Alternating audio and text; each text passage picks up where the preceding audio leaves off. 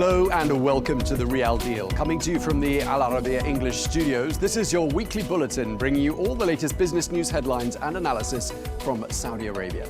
Coming up, as the kingdom unveils its preliminary budget for 2026, we take an in-depth look at the forecast deficit as well as the expected GDP growth, which is well above the IMF global average. We'll be doing a deep dive on the private wealth management entities known as family offices and speaking to an expert on why they're prominent and why they're evolving in Saudi Arabia. And the annual Hail Camel auction is well underway in northwestern Saudi Arabia, bringing together breeders, traders and enthusiasts from all across the world. Hello and welcome to the programme. The Ministry of Finance has issued its pre-budget statement offering fresh data and insights as to the health and the direction of the Saudi economy. Well, the statement projects a deficit of 3.3% of GDP for the fiscal year 2026. This as a result of the government's continued adoption of expansionary and transformative spending policies. But at the same time, preliminary estimates point to real GDP growth of 4.6% in 2026, boosted by an uptick in non-oil activities. Well, the projection for 2025 was set at 4.4%.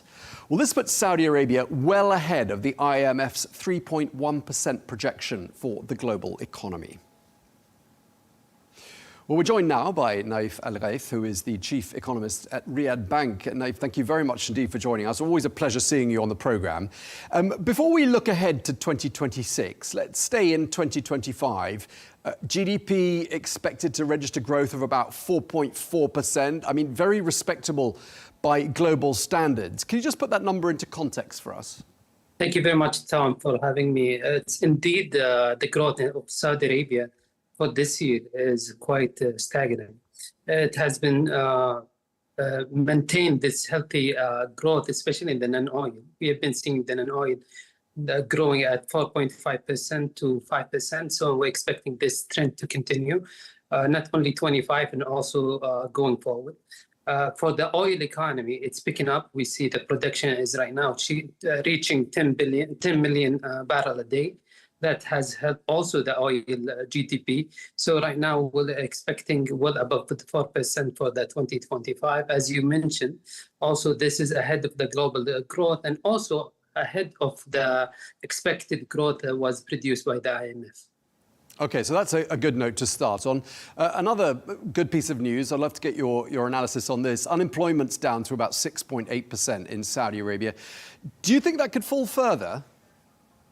Well, as you know, that the target for the unemployment was 7%, and now it has been for the Vision 2030 now has been revised to be 5%. So the aim is to fall further. It is challenging. It's not easy. Why it's not easy? Because we have so many challenging. The more you grow, in terms of population and also in terms of labor force, will be also growing. We are a young nation. That means so many graduates are coming into the labor market. To be able to reduce this number is not easy. The good news, we have been seeing the numbers. They are very promising. We get well up below the 7%. Not only this, also when we look at the PMI Riyad Bank for the employment, we have seen an increased number of unemployment. So they are expanding in terms of employment. Now we need just to expand above the labor force, meaning that would reduce the unemployment to be well below the 6.8. Okay, inflation's looking stable, isn't it? 2.3%. There are, though, some rising global inflationary pressures, aren't there? Do you think they're going to be able to maintain that level? I think we will be also to get way below 2.3. Right now, we just get a new regulation for rent. Rent has been the major component of inflation in Saudi Arabia. Right now, with the new basket, the weight of rent is almost 20%. Just imagine this 20% weight would be heavily reduced. Right now, we have a regulation to freeze the rent for corporate and also retail for the next 5 years. So the expectation to be well below 2%, not 2.3. Okay, and obviously this GDP growth forecast for 2026 that's been put out there, 4.6%. I mean, that's strong, isn't it? It's better than 2025. What's driving that? There are two things. Right now, we have the non-oil economy. It's going to be growing more than 4.5. It's expected to be around 5%.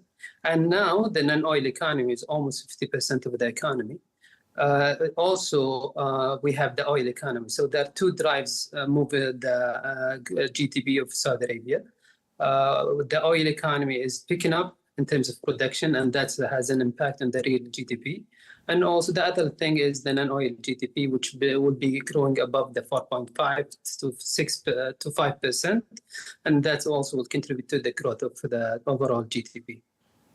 Okay, and just lastly, in the pre-budget statement for 2026, Saudi Arabia is projecting 350 billion US dollars in spending, but 305 billion US dollars in revenue. So there's an obvious deficit there, about 3.3% of GDP. How's the government planning to finance that? Sure. As you rightly mentioned, revenues in Saudi Arabia, 1.147 trillion. And then we'll also have the spending is 1.3 trillion Saudi riyal. That would result in 165 of deficit, which the expectation to be financed through debt. That could be through issuance sukuk or bonds or direct lending. And this is what we have been seeing in the trend before the year before and the year before that. So the expectation to maintain a healthy economy with a healthy foreign reserve will continue to issue debt going forward. Okay, well, we really appreciate your analysis as ever. Thank you very much indeed, Naif Al-Ghaith, Chief Economist at Riyad Bank. Thank you for your time, sir. Now, looking ahead to the 2026 budget and getting a bit more context on that, given global and regional economic conditions, what sort of growth in non-oil activities is achievable? Well, to answer that and more, we can speak now to Cornelia Meyer, who's an economist and the CEO of Meyer Resources. Cornelia, thank you very much indeed for joining us on Al Arabiya English. I just want to start by asking you, I mean, we were just talking there about the growth forecast for 2026, 4.6% GDP growth forecast. I mean, sounds great. What are your thoughts? What do you think is driving it? My thoughts that what's driving it, thank you very much for having me, is the growth in the non-oil economy. We now have well above 50% of the economy, 55.6% to be precise, this year in non-oil economy, expected to grow next year by 5%, whereas the rest of the economy is expected to grow, as you said, by 4.6%. So that is really very important, because that's where the employment is. And if you employ people, they will then consume, and that will help GDP to grow. Okay, now in the pre-budget statement for the fiscal year 2026, the Finance Ministry forecasts a deficit of 3.3% of GDP. First of all, I mean, deficit always sounds slightly alarming, but do you think there's anything to worry about here? No, I think there's nothing to worry about. I mean, it's still, if I look at the GDP, it's 3.3% of GDP, so that's not that much.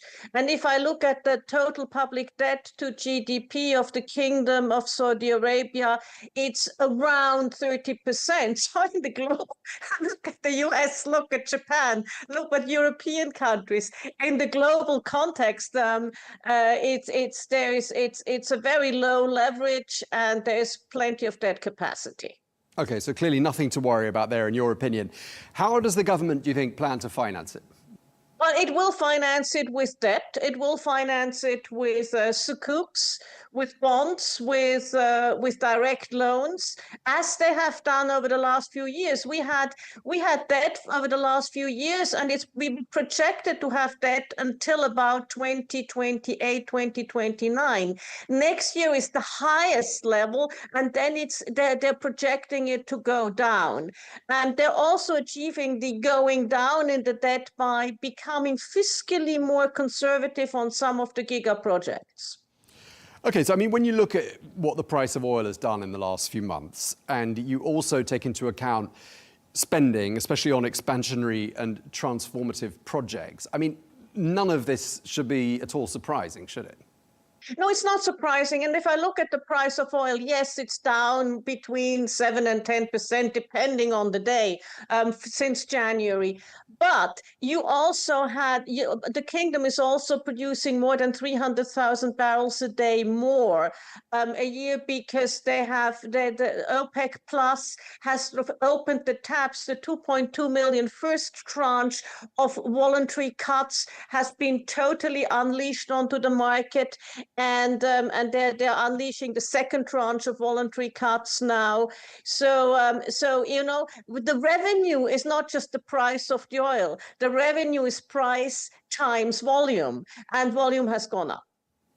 We were just speaking there to the chief economist of Riyad Bank, who painted a pretty rosy picture of the Saudi economy, unemployment, inflation. All the other major indices seem to be pretty positive. I mean, would you share that general assessment? I would share that general assessment, especially going out with, look, I think tourism is a sector really to watch. Let's not forget, we have 2030, we have the World Expo in the kingdom, and 2034, we have the FIFA World Cup. So there will be loads of hotels built, loads of, restaurants built and so on. So yes, I would certainly still 2034, I would see it growing. In terms of inflation, they're doing better. The kingdom is doing better than many other countries. However, with tariffs, with the unhinging of global supply chains, also the kingdom will have to feel some of the inflation. They're in a really good spot. Okay, so you're already looking beyond 2026, which is great, because of course we're always looking towards Vision 2030 year, which is of course 4 years away. And if anything, I mean, all of this, just to sum up the conversation really, Cornelia, just shows that given fluctuation in global oil prices, the logic behind diversifying away from oil is all the more apparent, isn't it? Oh, it's totally apparent. And let us also not forget, 70% of the population in the kingdom is below 30 years old. So there's a lot of people who will need a lot of jobs. They're coming out of universities, out of schools, and they will need jobs. And the oil and gas industry, as well as petrochemicals, are not labor-intensive intensive industries. So it's important to have manufacturing, to have tourism, and to do all of these things to provide a perspective and a future for that bright young generation.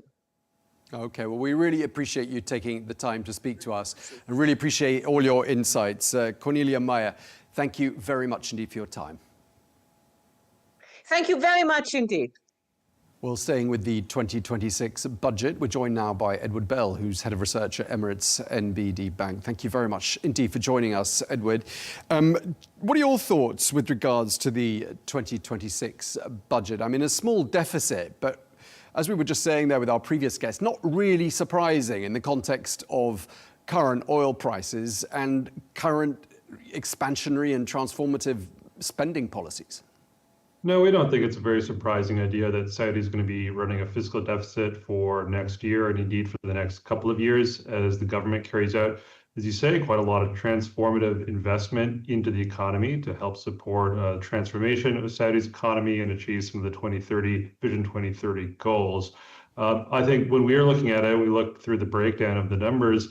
The expectation that we're going to have these deficits sort of in the 2.5% to 3% of GDP range, we actually think they're probably going to be a little bit wider than those numbers.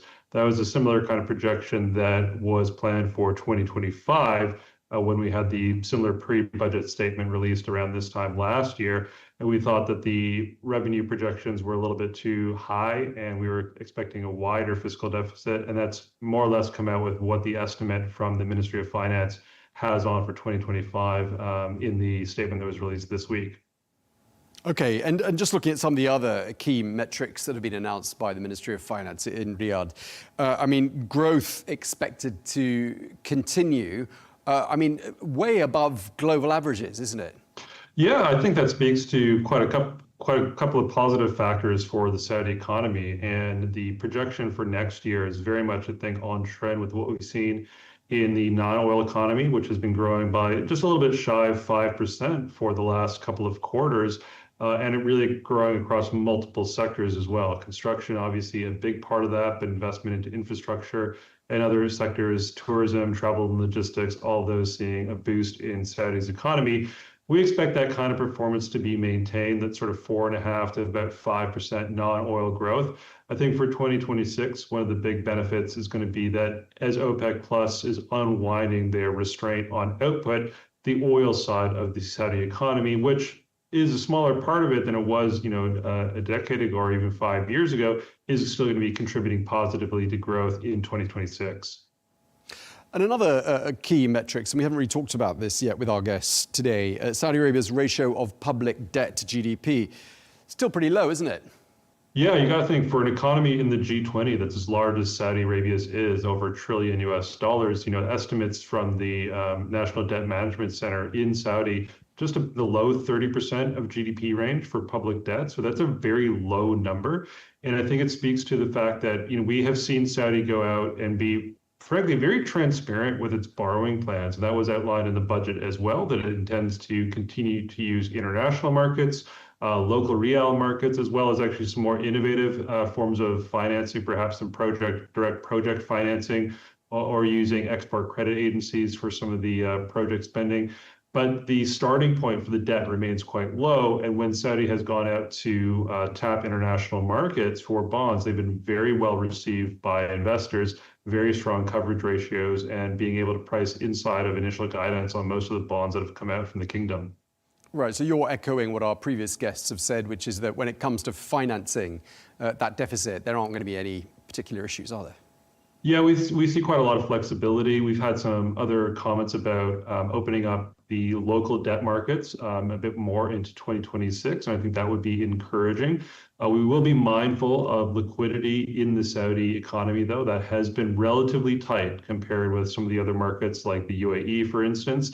So we want to make sure that the government is not crowding out private sector borrowing. So there could need to be some intervention from the Saudi central bank to make sure that liquidity is functioning properly. But I think really, what we're seeing is a reflection of strong economic conditions in the kingdom, good money supply growth that should help to alleviate some of those liquidity issues. Okay, at the start of the show, we were talking about sort of the overall health of the Saudi economy with the chief economist of Riyad Bank. When we looked at unemployment, inflation, GDP growth, I mean, all the obvious indicators are pretty upbeat. Is there anything out there that strikes you or maybe something we should be mindful of? Yeah, certainly, like inflation has been pretty accommodative, and I think that's chiming with what looks like still a good consumer profile in Saudi Arabia. When we track consumption spending in the kingdom, it looks like it was up about 10% year on year in the first half of 2025, so a pretty healthy pace of growth. PMI numbers have actually been really resilient this year, very strong. And as you mentioned, the inflation rate has been quite accommodative. And if we stripped out, for instance, housing in Riyadh, then price pressures across the rest of the kingdom would be relatively muted.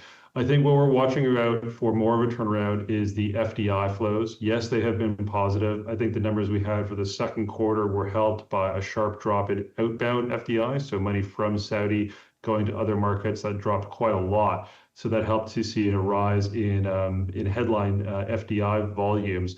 But really, we're still falling short of some of the government's targets there. So we'd like to see more of that investment coming into the kingdom to take some of the burden off the public sector in terms of supporting growth.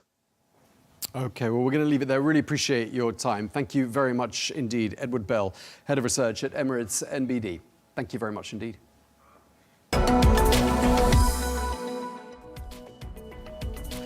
Let's take a quick look at some of the other stories we're following for you this week. Saudi Arabia is moving to fully open its stock market to foreign investors. The Capital Market Authority is proposing to scrap key restrictions, therefore giving all non-resident investors direct access to one of the region's biggest exchanges.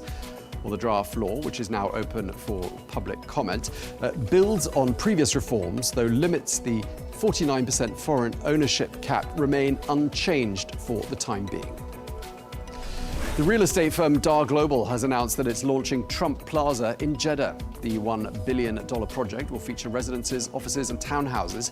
Well, this latest project in the Red Sea city is in addition to the Trump Tower in Jeddah, which was unveiled last year. The Saudi shipping giant Bahri says it plans to nearly double its fleet as it pushes for a bigger role in the kingdom's trade. Well, formerly called the National Shipping Company of Saudi Arabia, Bahri says it will add more than 90 vessels. This move aligns with the kingdom's strategy to boost economic self-reliance and route more business through national firms.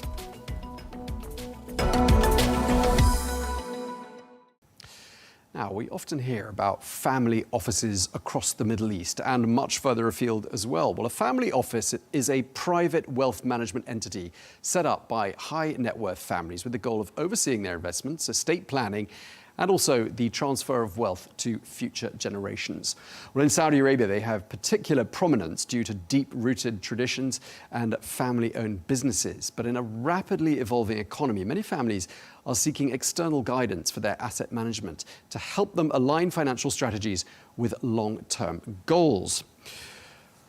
Well, to tell us more, we're joined here in this studio by Asra Abdulaziz, who's is a CEO and an executive leadership coach. You have more than 15 years of experience in investment banking and in the corporate world, and you specialize in working with family offices and businesses across the Middle East, including in Saudi Arabia. Thank you very much for coming to see us. Thank you, Tom, for having me. Now, first of all, just tell us, what exactly is a family office? Because it sounds like a very basic question. Some people might be confusing it with a family business, which it isn't necessarily. Exactly, it's two different things. A family business is actually the retail, the factory, the conglomerate, it's the industry. It's a business per se. The family office, see it as the success, what happens after the family business has succeeded. This is where the private wealth of the families goes in. And it's managed in different ways. The family business is managed as a business. The family office is managed for its legacy, the vision, the future. Not just the future of the business, the future of the family itself. And when you look at it, the family office will have different investments, different ways of looking at it. When people ask me, like, how would you simplify it? I would say, well, the family business is what's going on now. The family office works on what's next for us as a family. So sort of looking to the future and future generations. And obviously a family office, as the name implies, it's got sort of a family mindset, probably got family values at work in it. And they're trying to reconcile those values and those traditions with the realities of the outside world. I mean, it sounds like a bit of a dilemma, is it? It is. The reality of it is that this is where the whole tension lies. But, as human beings, we tend to always want to choose. We think it's yes or no, it's black or white. The reality of a family business, it can't be black or white. It can't be, is it family or is it business? It's always both. So there's actually a nice analogy that I use. I tell my clients and people, think of it a little bit like breathing. When you breathe, you have to inhale and exhale, which are two contradictory things. You need to do both in order to stay alive. And if you don't do them, well, you'll simply die. In a family business, you can't say, oh, it's just family, or oh, it's just business. It will always be both. If the father is the CEO, he'll always be the CEO, and he'll always be the father. And business will always be personal. And that's where they actually start interacting with, well, people like me and others that help them manage this tension. So, you're the sort of the fresh pair of eyes that they clearly, obviously need sometimes. What do you typically do for them? The reality is, when I come in, I listen. I listen a lot because what happens is there's too many things that are going on and there's too many things that are unsaid between let's say sometimes the founder, the children, the grandchildren. And the first thing that we try to do is, well, how structured are you? What do you want? And the reality is, again, in the same way that they structured their business with a vision, is what is the vision for the family? The reality is a family office could be one single person, and it could be dozens and dozens of people working in a massive building. So it all depends on what is it that you actually want, And then once we have this, how do we help you get there? Okay, so I mean, I'm trying to imagine the dynamic. You know, you've got these different generations with presumably some very different ideas. And you know, it's very personal, you know, going into someone's family office, I'd imagine, because you're not just advising on numbers, are you? No, you're not, actually. The number part is the easiest part and is often done by bankers. The reality is you're advising them on their legacy, on the way, actually, that the world will remember them. The reality is today in Saudi, in the kingdom, but also in the region, most family offices are first generation, second generation, maybe in some cases third, but it's very rare. When you compare it to the rest of the world, some families are at seventh, eighth generation. So we're talking about really very different dynamics, and things are much more sensitive. Once you've created something, every entrepreneur, every person that has launched a massive business will always tell you that for them it feels like their baby. So letting go of that baby is a little bit challenging, and then picking which baby or whom in the family will take over, and why would that person take over, and does that person want to take over?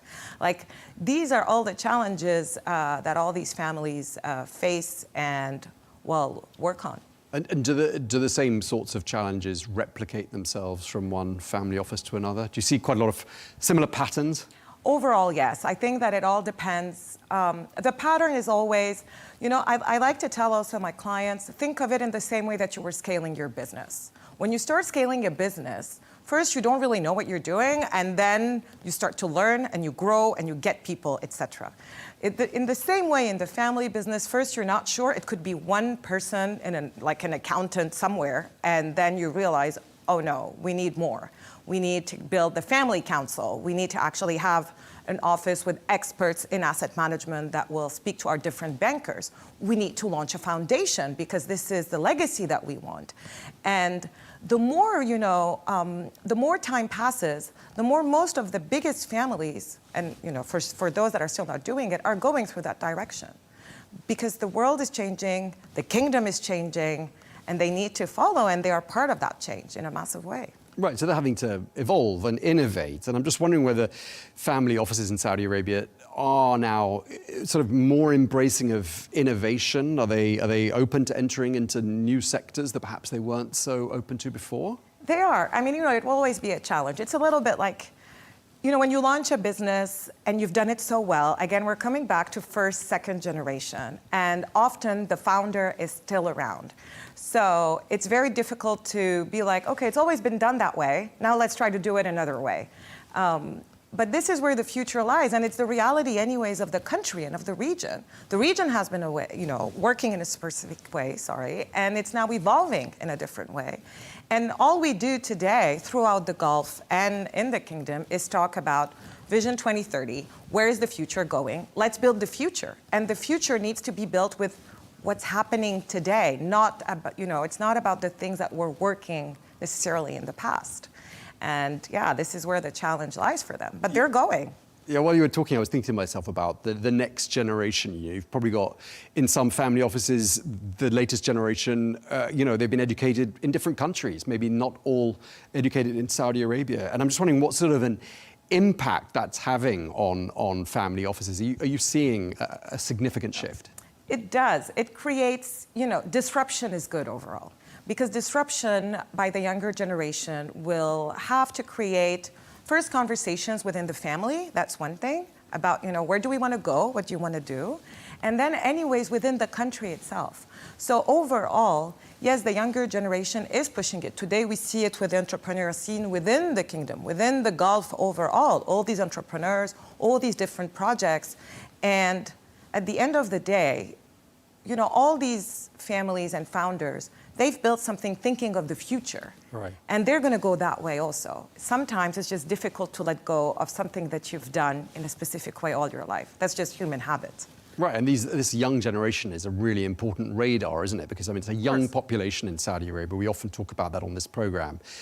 And presumably the young generation is all the more supportive of ideas of, involving tech, innovation, entrepreneurship, venture capital. Are those the sorts of things you're seeing? Yeah, a lot. The reality, so you'll have different examples. You'll have those that will say, okay, within our family, so There will be two things. There will be those that will say within our family business, we need to diversify in these things. And then there will be those that will be like within our family office, so within our investment arm, which is different from the family business, these are things that we should be looking at.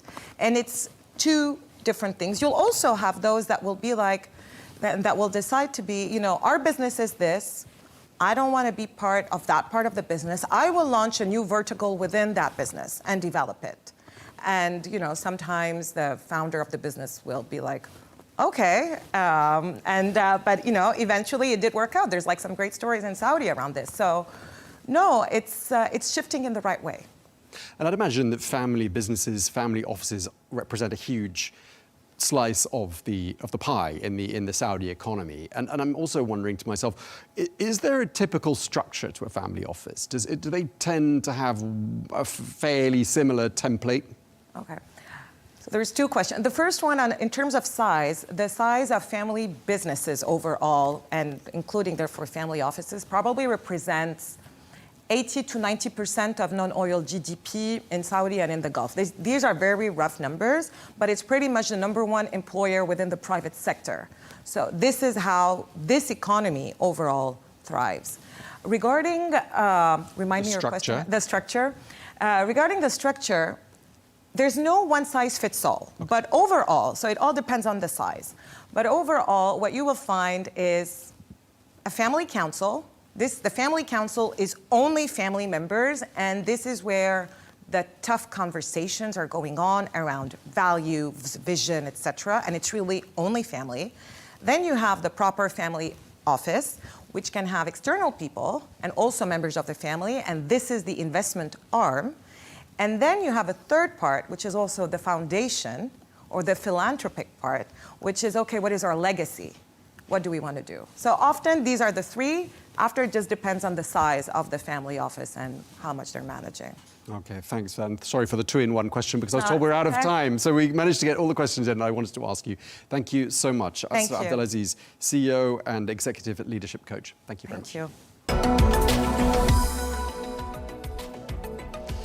Let's get a quick check of some of the other stories making the headlines. Electronic Arts, the gaming giant behind FIFA and The Sims, is set to be acquired for $55 billion by a consortium led by Saudi Arabia's Public Investment Fund.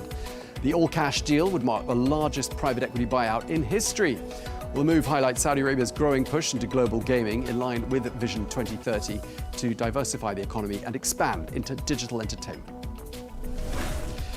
In line with plans to empower local talent, the kingdom has announced a tightening up of labour rules in the tourism sector. The new rules, which include strict compliance checks for workers in the sector, prohibit the outsourcing and subcontracting of certain roles to organisations or workers from outside the kingdom. All tourism sites must also have a Saudi receptionist on duty during working hours. Saudi Arabia has unveiled a major partnership with Salone del Mobile, the world's leading design and furniture fair. Well, in a major milestone for the growing design sector in the kingdom, this landmark deal will bring the Milan-based event to Saudi Arabia for the very first time in November. And according to a new paper, Saudi Arabia's handicraft sector is now valued at more than $400 million. Well, the report, which highlights the sector's cultural and economic significance, positions handicrafts as both heritage assets and drivers of creative and economic diversification. Well, interestingly, female artisans significantly outnumber the men.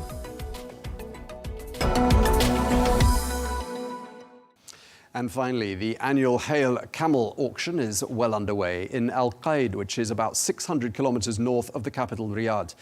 Well, the event brings together breeders, traders and enthusiasts from across the kingdom and the wider region. Well, the 10-day auction showcases rare and purebred camels. And as well as being a marketplace, the Hail auction is a celebration of Saudi heritage and promotes tourism and economic activity in the Hail region. Well, strong sales have been reported with close to 6 million riyals in transactions so far. Well, I'm still here with my guest, Asra Abdulaziz. Asra, I wanted to ask you, spring a question on you. How much do you think a top camel would go for at an auction? Oh, wow. $10 million? Okay, well, that's generous, actually. I was just doing my research, and in fact, the most expensive camel ever sold was a dromedary. It was sold in Kuwait for $53 million US. You were right there. But in fact, in Saudi Arabia, the top known price achieved for a camel sale was a Saudi businessman in 2023 bought 12 camels for 120 million riyal. That's about 32 million US dollars. So around $3 million a camel for a top camel. Good diversification. Indeed. Worth a lot more than a car as well, isn't it? Yeah, here you go. All right. Thank you very much again, Thank you. Asra Abdulaziz. Thank you for your time. Thank you. Well, that is all we have time for on The Riyal Deal here on Al Arabiya English. Thank you very much indeed for watching. Look forward to seeing you again next week.